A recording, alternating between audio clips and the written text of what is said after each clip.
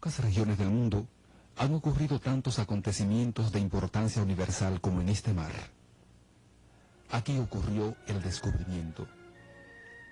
Durante los primeros 50 años, a partir de 1492, este mar no solo fue el hábitat del huracán, el dios tremebundo de las tempestades de que nos habla la mitología de los pueblos indígenas. De aquí partieron las naves españolas hacia la conquista del continente, haciendo que el comercio mundial estuviera en su órbita durante más de 2 siglos. Aquí empezó todo, hace 497 años. Yo soy dominicana. Yo soy dominicano. Yo soy dominicana. Yo soy dominicana. Yo soy dominicana. Yo soy dominicano. Yo soy dominicana. Yo soy dominicana. Junto con la llegada de los europeos a esta isla, el 5 de diciembre de 1492, se incorporaría a la corona de Castilla no solo todo un continente mediante el descubrimiento y evangelización de estas tierras, también se incorporaría, con el correr de los años, una nueva raza de hombres y mujeres, convirtiéndonos en un crisol donde se funde lentamente un nuevo ser humano, suma total de todas las etnias, de todos los colores. Yo soy dominicana. Yo soy dominicano. Yo soy dominicana. Yo soy dominicano. Yo soy dominicana. Y todo empezó aquí, en lo que hoy es Dominicana y Haití, corazón de la Mesoantilla, corazón de América. Merengue caliente, merengue liniero, bailarte yo quiero, tu ritmo candente, ya suena la guira, el saxofón trina, el tambor resuena y anuncia la gira. Caliente es tropical, inspiración, venga a bailar, que da emoción. Quiero bailar, acelerar, para alegrar este winchal. Es tropical, inspiración, quiero bailar, que da emoción. Quiero bailar, acelerar, para alegrar este winchal. Merengue caliente, merengue liniero, bailarte yo quiero, tu ritmo candente, ya suena la guira, el saxofón trina, el tambor resuena y anuncia la gira. Caliente es tropical, inspiración, ven a bailar, que da emoción. Quiero bailar, acelerar, para alegrar este winchal. Es tropical, inspiración, ven a bailar.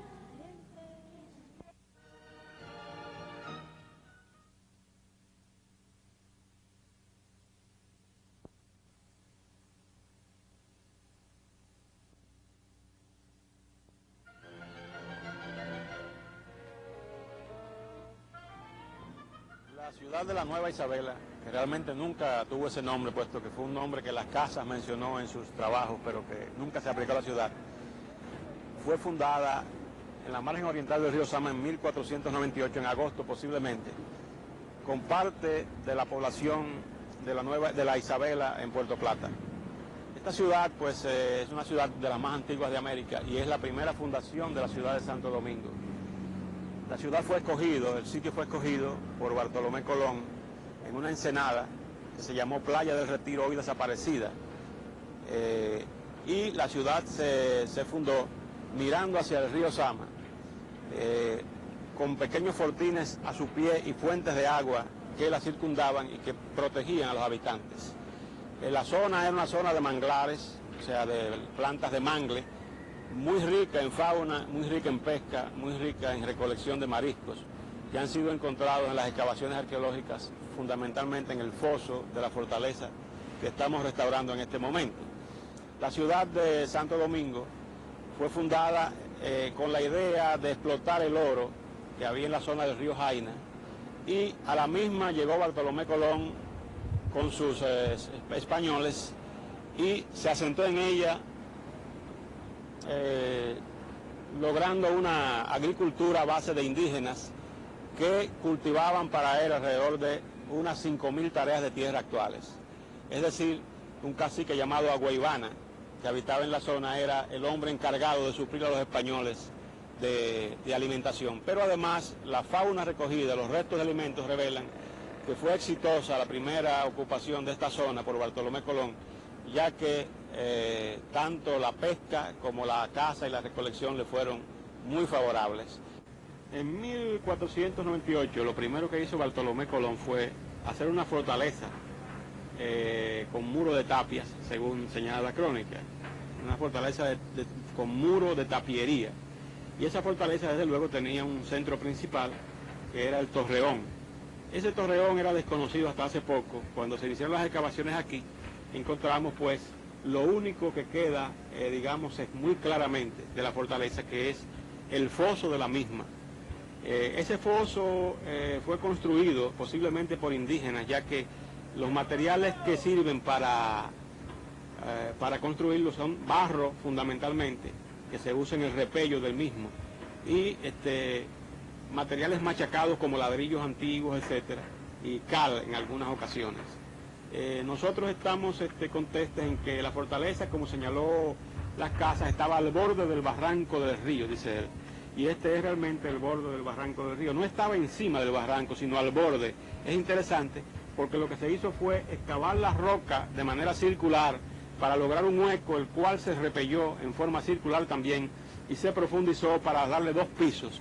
Un piso abajo que podía ser piso para cárcel, con una anilla para ser cubierto por otro piso a su vez, que sería un piso para los soldados de Miguel Díaz, que en esa época era el jefe de esta fortaleza, ¿no? Estamos hablando de 1498 a 1500.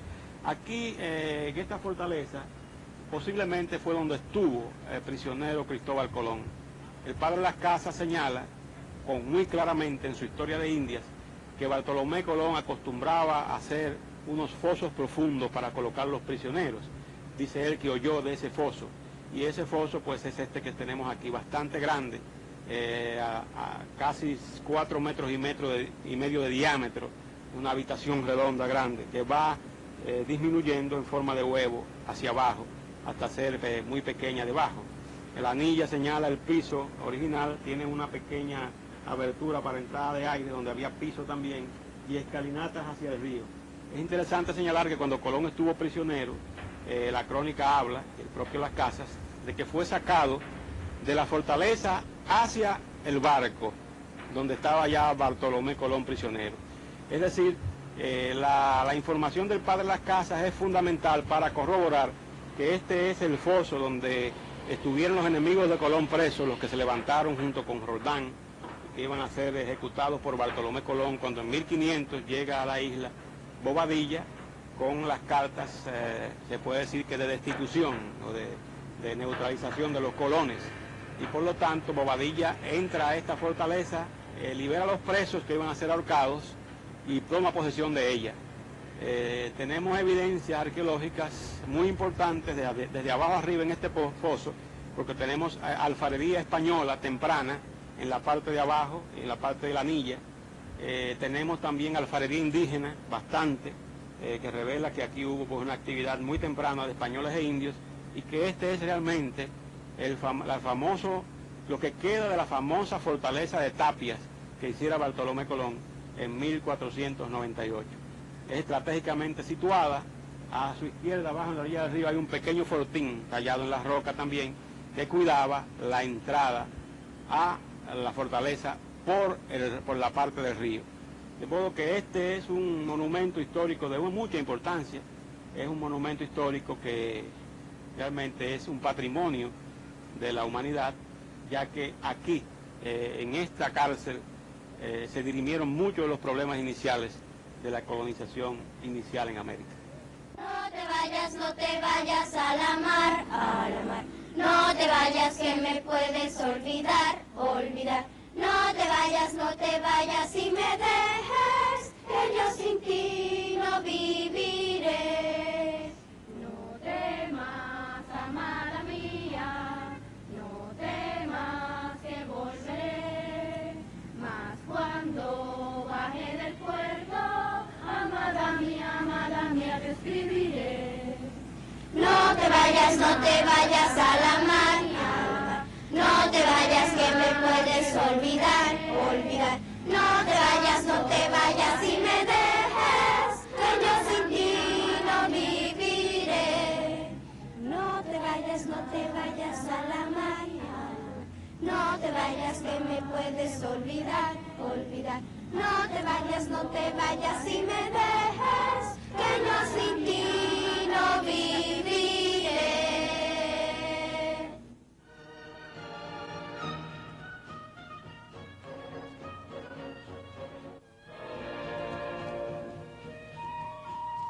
Está circulando el tercer número del periódico Quinto Centenario, órgano de la Comisión Dominicana Permanente para la celebración del Quinto Centenario del Descubrimiento y Evangelización de América, correspondiente al mes de junio de 1989. Fue acuñada la segunda medalla del Quinto Centenario bajo la responsabilidad del Centro de Información Numismática dedicada a Fray Pedro de Córdoba, padre de los dominicos. Una representación de la Comisión del Quinto Centenario, presidida por su presidente, Monseñor Nicolás de Jesús López Rodríguez, realizó recientemente un viaje a España a celebrar un homenaje al Padre Fuertes.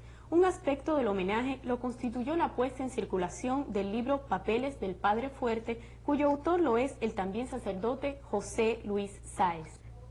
La radiotelevisión italiana entregó una placa de reconocimiento a Monseñor Nicolás de Jesús López Rodríguez, arzobispo metropolitano de Santo Domingo, por las facilidades brindadas al equipo de producción de RAI para la realización del material informativo del quinto centenario del descubrimiento y evangelización de América. Una placa similar le fue entregada al presidente de la República, doctor Joaquín Balaguer.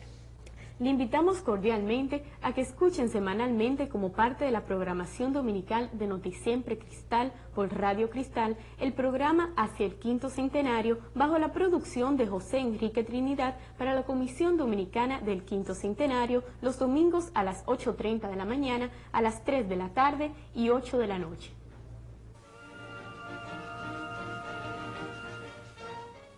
La Catedral de Santo Domingo, símbolo de la conmemoración del quinto centenario del descubrimiento y evangelización de América. Según las palabras del arquitecto Eugenio Pérez Montaz, la Basílica Catedral Metropolitana de Santo Domingo, primada de Indias, es el monumento americano de más alta presencia hispánica en toda la región del Caribe. Desde el punto de vista monumental, constituye el ejemplo más elocuente y acabado de la capacidad de realización que acompañó la empresa colonizadora. Culturalmente, es un símbolo y un tesoro admirable, íntimamente ligado a la historia de la ciudad más antigua de América. Iniciada en 1520, sus funciones como templo mayor han visto transcurrir los tiempos. En permanente vigilia, sus naves atesoran tradiciones trascendentales.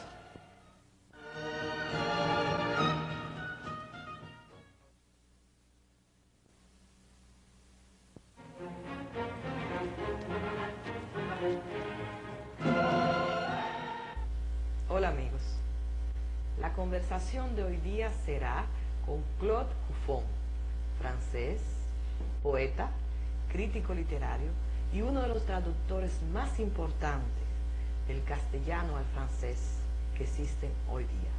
¿Cómo te iniciaste tú en la traducción de la literatura castellana y sobre todo hispanoamericana? Bueno, es toda una aventura mía de los años 47-48. Yo era estudiante en la época y todos me hablaban en París, donde acaba de llegar de Normandía, de la muerte de Federico García Lorca. Siempre se decía el misterio de la muerte, el asesinato de García Lorca, etc. Total que decidí ir a Granada. Y me fui con el entusiasmo de la juventud y también la imprudencia, ¿no? Porque era peligroso en la época investigar en Granada. A pesar de todo, investigué Y después de un primer viaje y de varios viajes que hice en los meses y años que siguieron, pude conseguir la verdad sobre la muerte de Federico, es decir, esclarecer el misterio. Y en el año 51, un gran periódico de Francia, el Figaro Littéraire, me permitió publicar el resultado de mi investigación. Como naturalmente todos los amigos de Federico se interesaban por la muerte de él y no sabían únicamente el misterio, no sabían cómo la cosa ocurrió. Cuando salió mi artículo se tradujo mucho en el mundo, pero especialmente en América Latina, en España claro, pero en América Latina, y ellos, los grandes refugiados políticos y también los latinoamericanos, leyeron esto. ¿Y qué hicieron? Me escribieron. Yo que era tan joven y que no pensaba que no, para mí eran dioses en sus cielos, como iban a venir a ver a visitar a este pobre chico que yo era en la época, desconocido.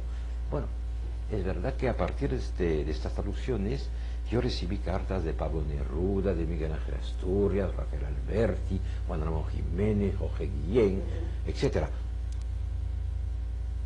Y entré en contacto con ellos, y cuando ellos, en esa época viajaban bastante, venían a Europa, cuando venían, naturalmente me llamaban por teléfono, nos reuníamos, y ellos me pusieron en contacto con los grandes escritores franceses de la época. Había terminado la Segunda Guerra Mundial y se había constituido en Francia un comité importante de escritores, entre los cuales estaban Paul Éluard, Louis Aragon, Tristan Tzara, Pablo Picasso, en fin, muchos grandes nombres. Y entré en este grupo. Cuando venían los latinoamericanos, los grandes poetas, yo traducía sus obras, había recitales, y así empezó mi amistad con ellos. Claude, ¿cuáles fueron los primeros que tú traduciste al francés, los primeros grandes escritores? Bueno, los primeros, naturalmente, el primero fue García Lorca, porque en Granada, estando en Granada, yo encontré inéditos de él.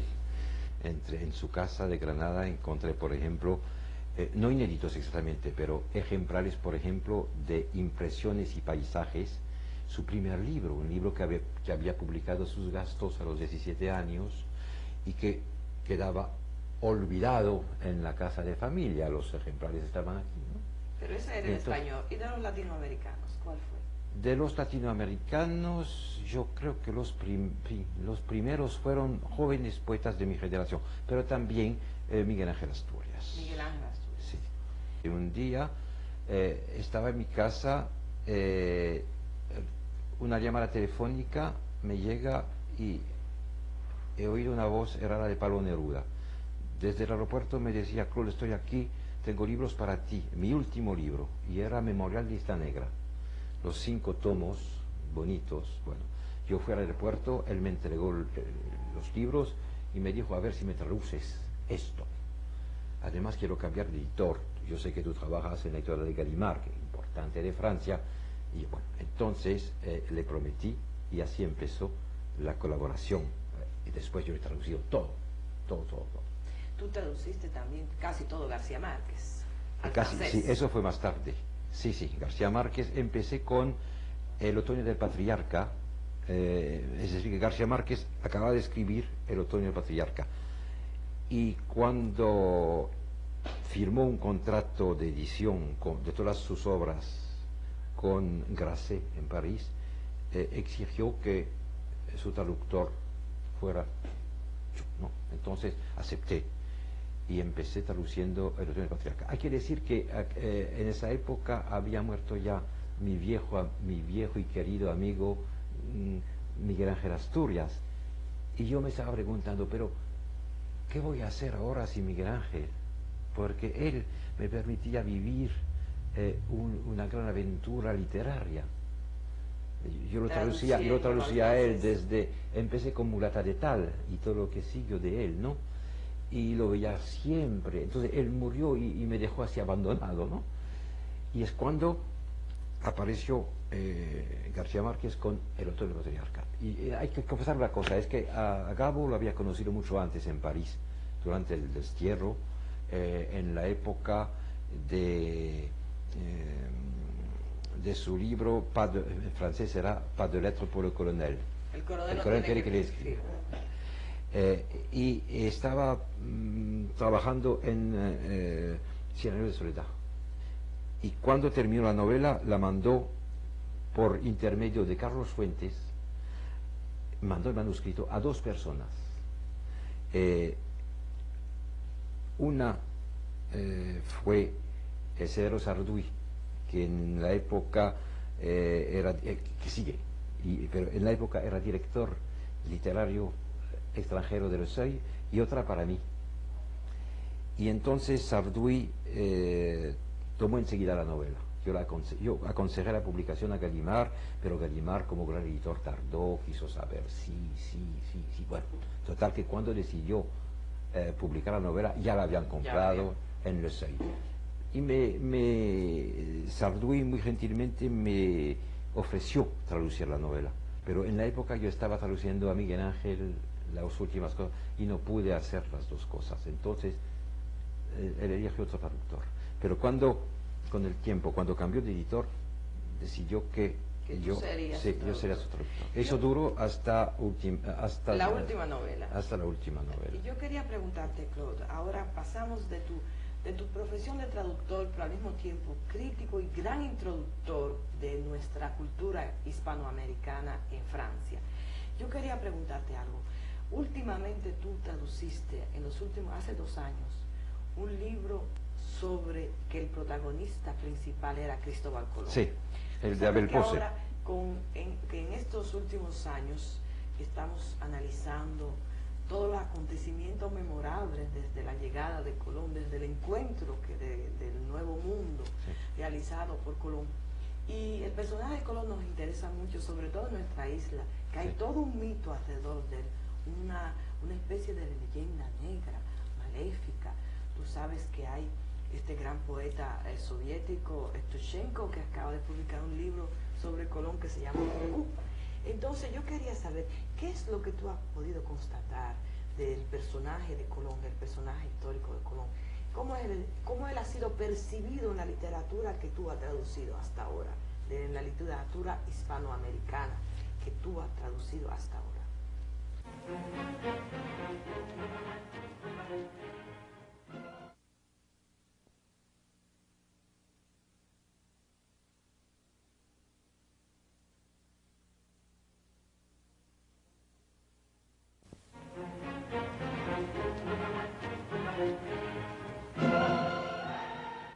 Es curiosa e interesante la evolución de la figura de Colón, yo diría, en nuestra literatura latinoamericana.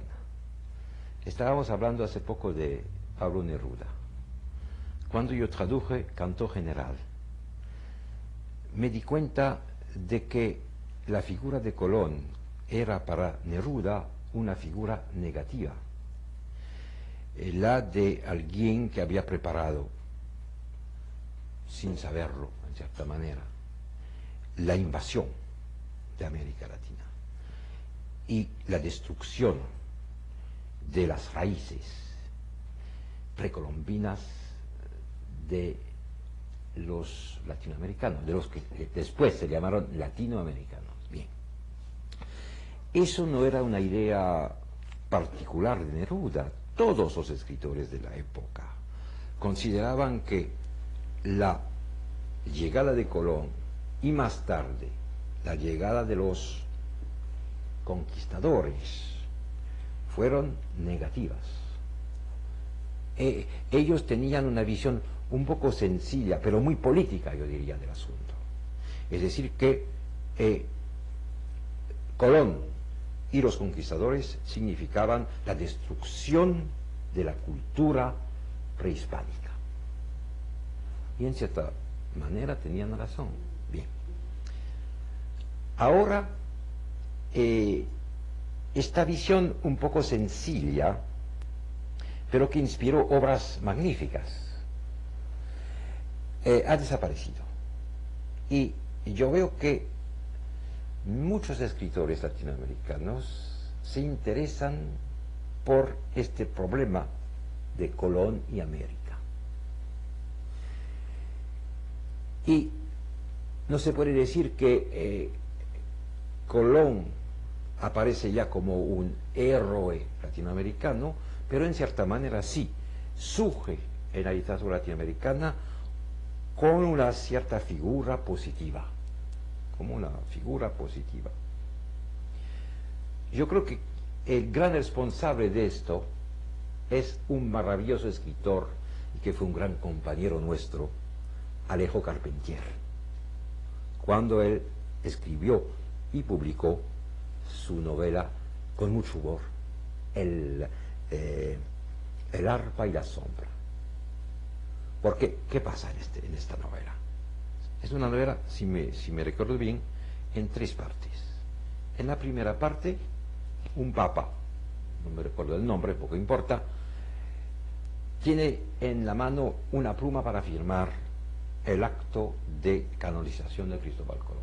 Y de repente se le sale una idea, diciendo, ¿quién es Colón? ¿Quién es este señor que voy a canonizar? Lo va a hacer a petición de muchos obispos, en particular del de Burdeos, porque dicen que con Colón entró el catolicismo en el continente latinoamericano, que es una idea que viene de un escritor francés del siglo pasado, Léon Bloy.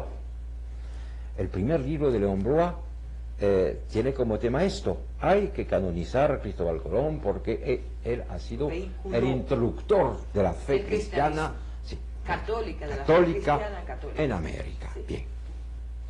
Bien, pero entonces, no sé, el Papa se dice, pero este señor, no tenemos ni un retrato de él, nada, lo que se conoce son leyendas, nada, no puedo firmar, y no firma.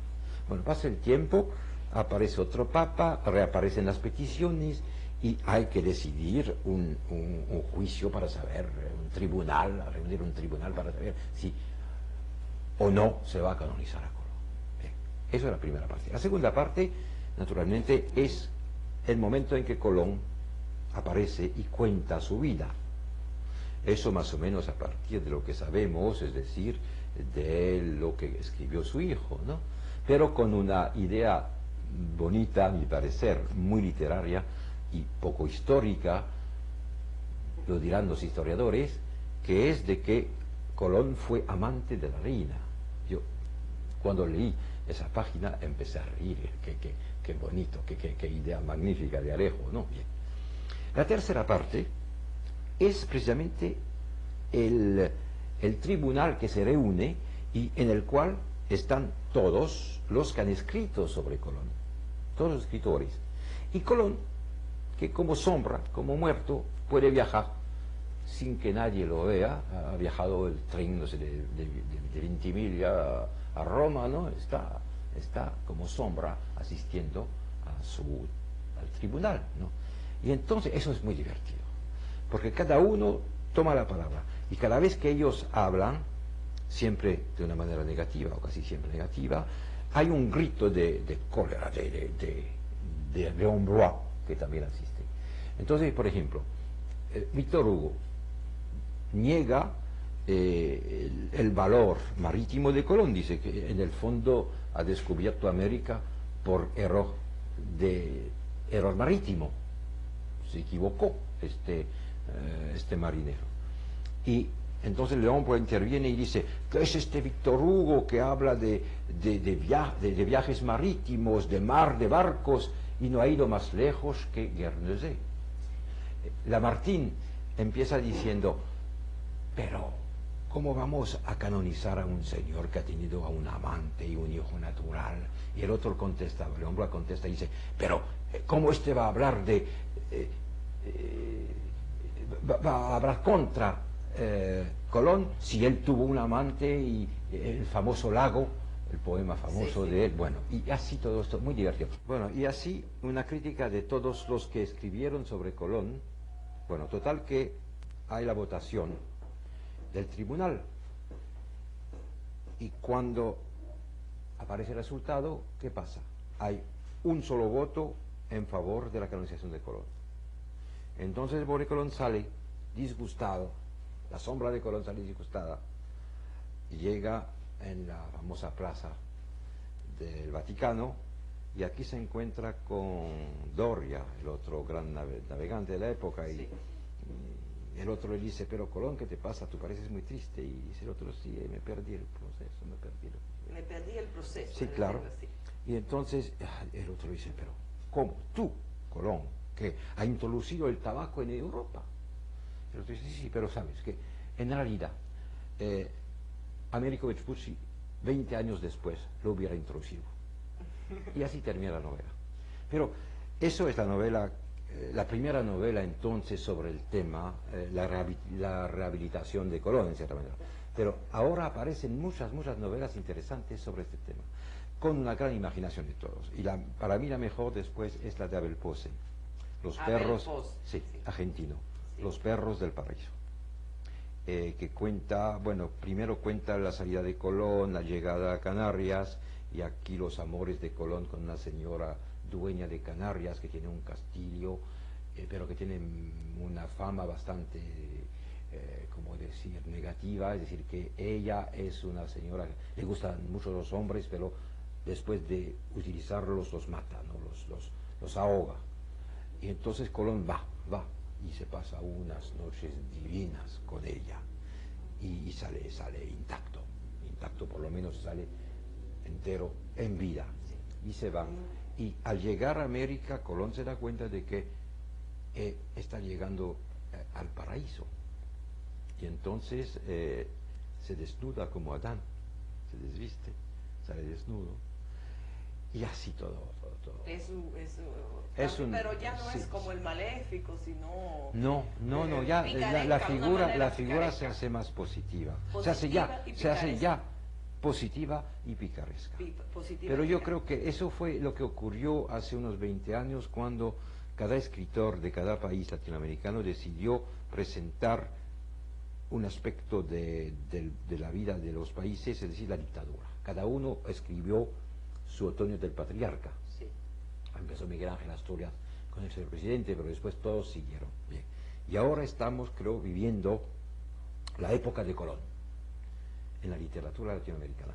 Y para mí es muy importante, porque por fin quizás con este tema se va a renovar una literatura que, después de dar grandes obras maestras, se estaba un poco bajando de nivel.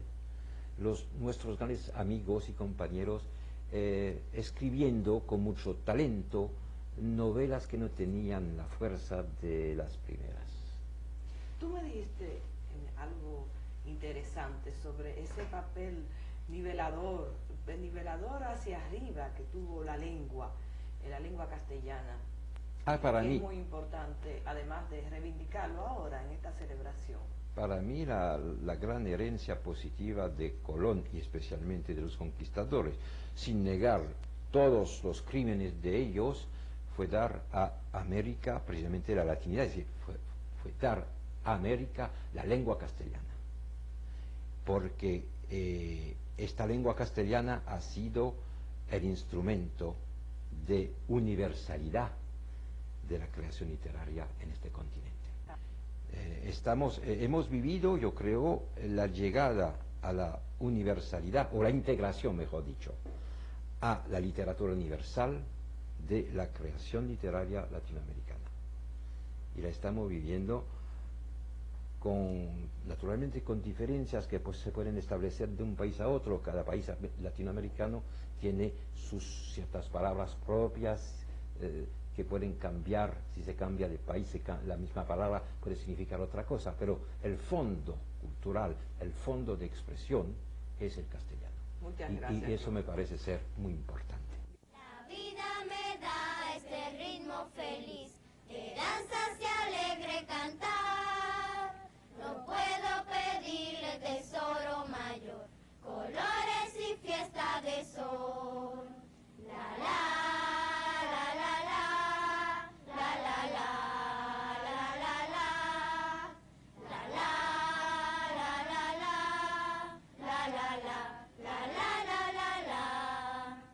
La